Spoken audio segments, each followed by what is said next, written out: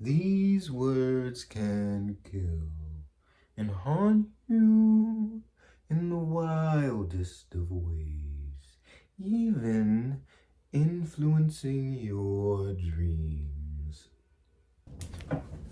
Hello everyone, and welcome to Zaysartistry. Today we'll be exploring the horrors of metaphors, but what exactly makes them so scary? Well, first, let's define them. Metaphors are commonly defined as comparisons without using like or as, which is very similar to a simile, which is a comparison using like or as. Metaphors are more than what similes are not. Metaphors make one thing symbolize another, essentially becoming it, kind of like a skinwalker.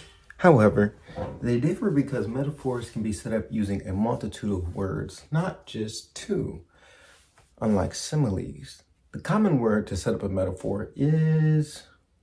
Here's an example of a metaphor using it. A flower is death. A simple metaphor, but a complete one, though it lacks context. There are other words that can set up metaphors like were, am, a, and are, but that's not what makes metaphors so dangerous. They can be set up without using template words. Here's an example from an excerpt from The Lie Tree by Frances Harding. What were they now? Moons, blank and faceless, gleaming with borrowed light. The words is, a, am, and are just used to set up contrast. And this is what makes metaphors such a killer skill. They're flexible. Anyways, the formula for a metaphor is the subject A, the setup, then subject B.